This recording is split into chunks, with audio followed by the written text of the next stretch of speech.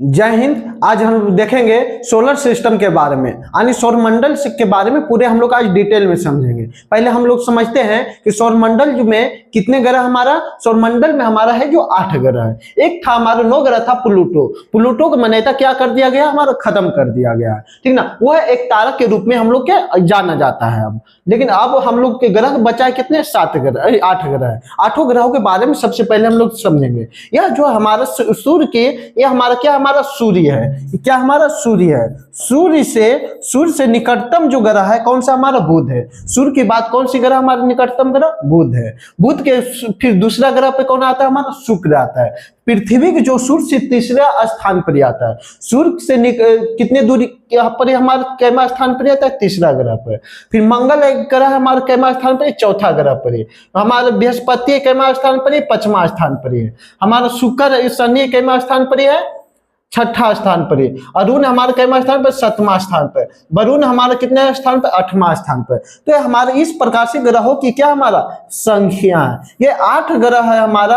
8 ग्रह के अपने अपने कक्ष पर अपने अपने कक्षा के अनुसार यह भ्रमण करते रहता है। भ्रमण के कारण हमारा पृथ्वी के घूर्णन के कारण क्या हो पाता है, दिन रात हो पाता है।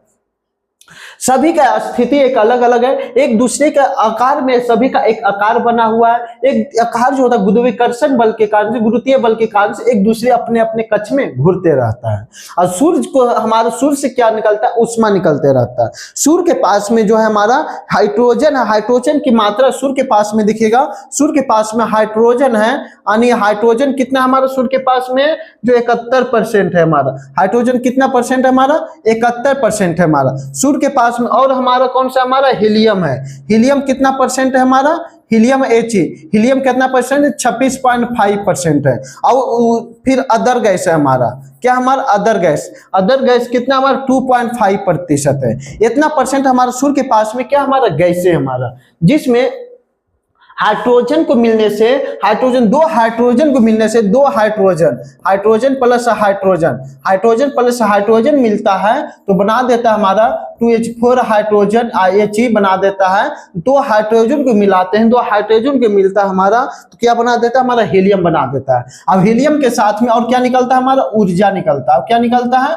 ऊर्जा निकलता है। ऊर्जा से हमारा क्या होता है, सूर्य की प्रकाश निकलता है हमारा। ऊर्जा यही ऊर्जा है जिससे हम लोग का क्या होता है, रोशनी पहुंचता है, हम लोग के प्रकाश पहुंचता है हमारा। यह हाइड्रोजन के संलयन, हाइड्रोजन जो रहता है अपने हमेशा ही क्या होते रहता है, संलयन होता है। यानी इसको बोलते हैं नाभिकीय संलयन बोलते हैं। हाइड्रोजन को, 2 हाइड्रोजन को मिलने की क्रिया को क्या बोलते हैं, नाभिकीय संलयन। यह सूर्य के अंदर में हमेशा ही नाभिकीय संलयन होते रहता है, जिसके कारण से हमारे सूर्य के नाभिकीय संलयन के कारण से 2 हाइड्रोजन के मिलने से हमारा हीलियम बनाते हैं। हीलियम के प्लस और क्या बनाता है, ऊर्जा निकलता है। वही ऊर्जा जिसको हम लोग क्या बोलते हैं, धूप के रूप में, प्रकाश के रूप में हम लोग की तक प्रकाशित हो पाता है, पहुंच पाता है, ठीक ना। तो इस प्रकार से हमारा सबसे पहला गर्म ग्रह आता है, कौन सा आता है, बुध ग्रह। सबसे अधिक गर्म ग्रह पूछेगा तो बुध ग्रह, और सबसे अधिक ठंडा ग्रह भी पूछेगा तो हमारा बुध ग्रह आता है। सबसे अधिक गर्म भी बुध होता है और सबसे अधिक ठंडा भी कौन सा होता है, हमारा बुध ही होता है, ठीक ना। याद रखिएगा, बहुत बार एक चीज हमारे एग्जाम में पूछा जाता है,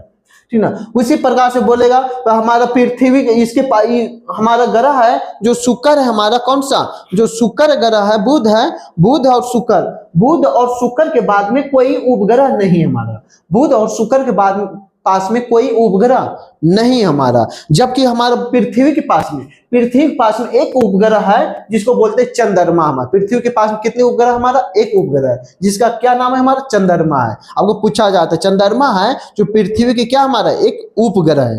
चंद्रमा क्या हमारा, पृथ्वी का उपग्रह हमारा, ठीक ना। याद रखिएगा, इस प्रकार से हमारा सोलर सिस्टम धीरे धीरे आगे और हम लोग पूरा बेहतरीन तरीका से